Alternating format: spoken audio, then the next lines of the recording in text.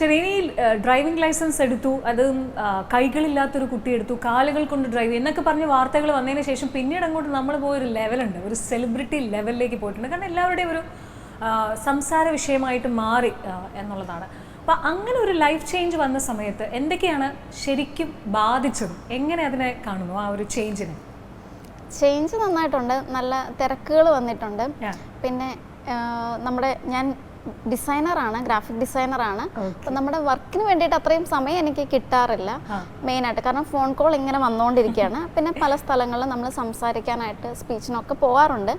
അങ്ങനെ ഒരുപാട് കോളുകൾ വരുന്നുണ്ട്. അപ്പം ഞാൻ ഒരു കാര്യം കൂടി പറയാൻ ആഗ്രഹിക്കുകയാണ്. ഞാനെന്നല്ല, ഇങ്ങനെയുള്ള വ്യക്തിത്വങ്ങളെ പലയിടത്തും സ്പീച്ചിനായിട്ടൊക്കെ വിളിക്കുമ്പോൾ ഒരു മൊമെൻറ്റോ തന്ന് ആദരിച്ചു വിടാം എന്നുള്ളത് പറയും. പക്ഷെ നമ്മുടെ ആ ഒരു ട്രാൻസ്പോർട്ടേഷൻ അല്ലെങ്കിൽ നമുക്ക് ഒരുപാട് ഹെൽത്ത് ഇഷ്യൂസ് ഉണ്ട്.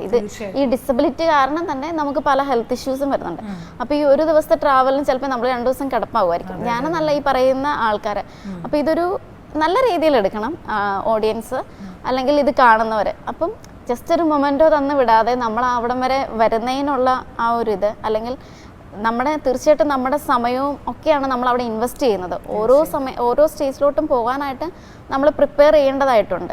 ഇപ്പം ചിലരൊക്കെ പറയും, ഞങ്ങൾ ഇന്ന ആൾക്കാരെ വിളിച്ചിട്ട് അങ്ങനെ റെമ്യൂണറേഷൻ ഒന്നും കൊടുക്കേണ്ടി വന്നിട്ടില്ലല്ലോ.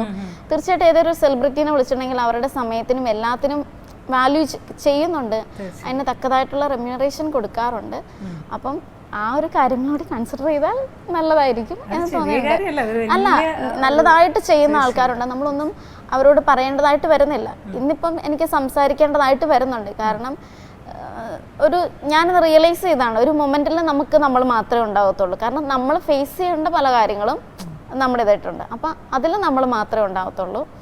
അപ്പം പിന്നെ നമുക്ക് മുന്നോട്ട് പോകാനായിട്ട് നമ്മുടെ സമയം, അതുപോലെ തന്നെ പൈസ, എല്ലാം, ആരോഗ്യം എല്ലാം ആവശ്യമാണ്. വരയ്ക്കുന്ന കുട്ടിയാണ്, സമയം കിട്ടുമ്പോഴൊക്കെ ഡിസൈനറാണ് എന്നൊക്കെ പറഞ്ഞു. അപ്പം നമ്മുടേതായിട്ടുള്ള പാഷൻ ഒരു സൈഡിൽ നന്നായിട്ട് പോകുന്നുണ്ട്. പക്ഷെ ഇപ്പോൾ തിരക്കുകളും കൂടി വരുന്നുണ്ട്. പക്ഷെ ഞാൻ കേട്ടു ഒരു സംരംഭകയാകാനാണ് ആഗ്രഹം എന്നൊക്കെ കേട്ടു. അപ്പോൾ എപ്പോഴാണ് അങ്ങോട്ടേക്കുള്ള ഒരു ഡീവിയേഷനായിട്ടുള്ളൊരു ശ്രമമൊക്കെ തുടങ്ങിയോ? എന്താണ് ഇപ്പോഴത്തെ പ്ലാൻസ്? പണ്ട് തുടങ്ങി ആഗ്രഹമുണ്ട്. പണ്ട് തുടങ്ങിയെന്നല്ല, കുറച്ചധികം കാലങ്ങളായിട്ടുള്ള ആഗ്രഹമാണ്. പക്ഷെ ഒരുപാട് ആലോചിച്ച് നല്ലൊരു തീരുമാനത്തിൽ എത്തേണ്ടതുണ്ട്. ഇപ്പോഴും അതിൻ്റെ ഒരു പ്രോസസ്സിൽ കൂടി കടന്നു പോയിക്കൊണ്ടിരിക്കുന്ന സമയമാണ്. പിന്നെ ഈ പറയുന്ന എൻ്റെ ജോലികൾ, ഇപ്പം ഞാൻ പറഞ്ഞ ഡിസേബിൾഡ് ആയതുകൊണ്ട് തന്നെ നമുക്ക് പല ഹെൽത്ത് ഇഷ്യൂസും വരുന്നുണ്ട്, സ്ട്രെയിൻ വരുന്നുണ്ട്. ഞാൻ എൻ്റെ 2 കൈകൾക്കും 2 കാലിനും കൂടി വേണ്ടിയിട്ട് കൂടുതലും എൻ്റെ റൈറ്റ് ലെഗാണ് യൂസ് ചെയ്യുന്നത്. അപ്പോൾ അതിൻ്റേതായിട്ടുള്ള സ്ട്രെയിനും കാര്യങ്ങളും വരുന്നുണ്ട്. അപ്പോൾ ഇനി നമ്മൾ ഏജ്ഡായിട്ട് പോയിക്കൊണ്ടിരിക്കുകയാണ്. അപ്പം നമ്മുടെ സ്വന്തം കാര്യങ്ങൾ സ്വന്തമായി തന്നെ ചെയ്യുക എന്നുള്ളതാണ് ഏതൊരു മനുഷ്യൻ്റെയും ഏറ്റവും വലിയ ആഗ്രഹം. എനിക്കും അങ്ങനെ തന്നെയാണ്. അങ്ങനെയാണ് നമ്മൾ ഇത്രയും സ്വയം പര്യാപ്തത ആയതും ആ ആഗ്രഹം കൊണ്ട് തന്നെ സ്വന്തം കാര്യങ്ങൾ ചെയ്യാനായിട്ട്. പിന്നെ മാക്സിമം സ്ട്രെയിൻ കുറയ്ക്കുക എന്നുള്ളൊരു ഉദ്ദേശമുണ്ട്. ഒരു ഡബ്ബിംഗ് ആർട്ടിസ്റ്റ് ആകുക എന്ന് പറയുന്നത് ഭയങ്കര വലിയൊരു ആഗ്രഹമാണ്.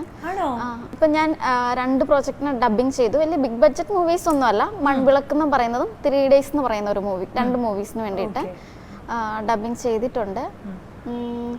ചിറക് എന്ന് പറയുന്ന ഒരു ആൽബം ഞാൻ യൂട്യൂബിൽ കണ്ടിട്ടുണ്ടായിരുന്നു. അപ്പം അങ്ങനെയുള്ള ഒരു മീഡിയ മേഖല, അല്ലെങ്കിൽ ആക്ടിങ്, അല്ലെങ്കിൽ സിംഗിങ്, അതൊക്കെ വലിയ ഇഷ്ടമാണോ? സിംഗിങ് ഞാൻ പാട്ട് പാടില്ല, നേരത്തെ പറഞ്ഞേക്കാം. പാടിയിരുന്നു? ഇല്ലില്ല, പാടില്ല. ഒരു ജോലിയിലേക്ക്, പൂർണ്ണമായിട്ട് ഒരു ജോലിയിലേക്ക് കയറണം, അങ്ങനെ ഒരു ആഗ്രഹമുണ്ടോ? അങ്ങനെയുണ്ട്. ഇപ്പം ഞാൻ പറഞ്ഞ ഗ്രാഫിക് ഡിസൈനറാണ്, ഫുഡ് ആർട്ടിസ്റ്റാണ്. ഇതൊക്കെ നമുക്ക് ഭയങ്കരമായിട്ട് സ്ട്രെയിൻ ഉണ്ടാക്കുന്ന ജോലികളാണ്. ഇനി നമ്മൾ ഈ പറഞ്ഞ പോലെ സ്വന്തം, അതുകൊണ്ട് തന്നെ ഒരു അധികം സ്ട്രെയിൻ ഇല്ലാത്ത, ഇപ്പം ഈ മീഡിയ മേഖലയുമായി ബന്ധപ്പെട്ട, ഞാൻ പഠിച്ചത് ആനിമേഷൻ ആൻഡ് ഗ്രാഫിക് ഡിസൈനിങ് ആണ്. അപ്പോൾ ഈ മേഖലയിൽ നിന്ന് വിട്ടുപോകാൻ ഞാൻ ആഗ്രഹിക്കുന്നില്ല. ഇതുമായിട്ട് ബന്ധപ്പെട്ട നമുക്ക് അധികം സ്ട്രെയിൻ വരുത്താത്ത തരത്തിലുള്ള ജോലികൾ നോക്കിക്കൊണ്ടിരിക്കും. അതെ, എത്രയും വേഗം അങ്ങനൊരു ജോലിയിലേക്ക് കയറട്ടെ. ഇങ്ങനെ സ്വസ്ഥമായിട്ട് ആരോഗ്യത്തിനൊന്നും വലിയ ബുദ്ധിമുട്ടില്ലാതെ മുമ്പോട്ട് പോകാനുള്ള ഒരു നല്ല ജോലിയിലേക്ക് എത്തി എന്നത് അറിയാൻ സാധിക്കട്ടെ. ആശംസകൾ നേരെയാണ്.